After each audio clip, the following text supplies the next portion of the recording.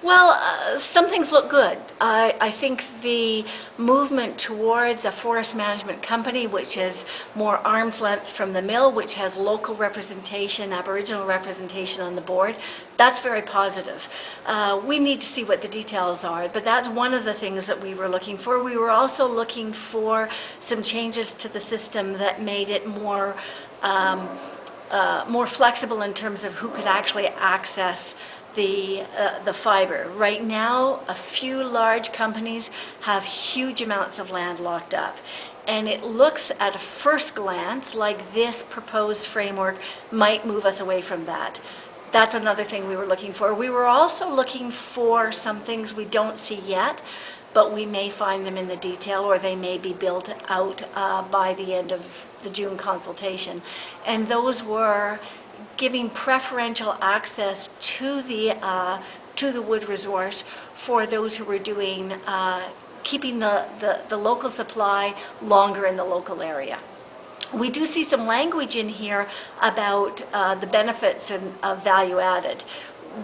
Whether we're actually going to see that translate into some kind of a point system or preferential pricing or something like that, which means that the value added, which is here kept here in northeastern Ontario and even kept at a local level, gets a preferential price or preferential access, we don't know yet. So overall, I don't see anything alarming, and I see some things that are promising.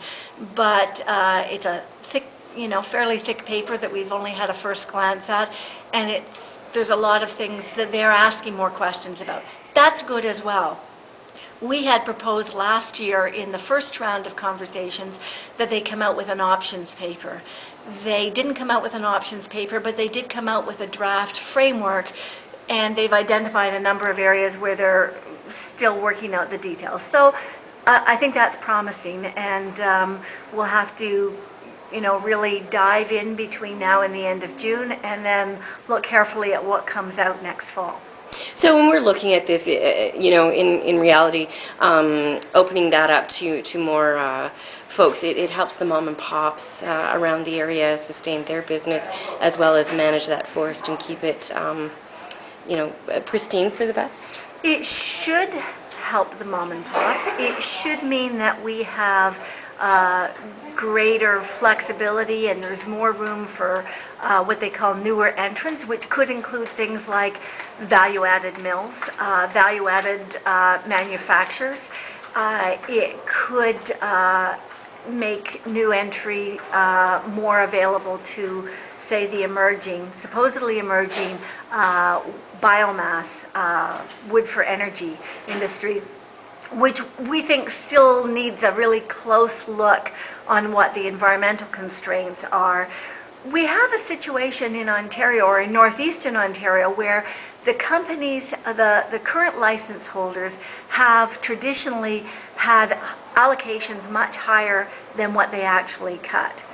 And that's happened for a number of reasons, and the consequences of that have been both good and bad. The negative consequences are we've had a concern for a long time that it's allowed some high grading of the forest, not at a tree by tree level, but certainly at an area by area or a stand by stand level. It leaves too much flexibility perhaps and not enough planning.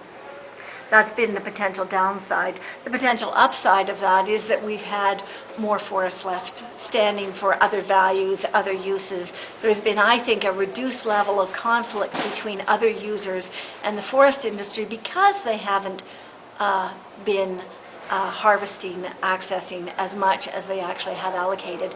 So there are some potential problem areas as we move to a system where, say, a high demand user like the biofiber industry predicts it will be. There is some potential for new problems to emerge, but we'll have to deal with that as they come up.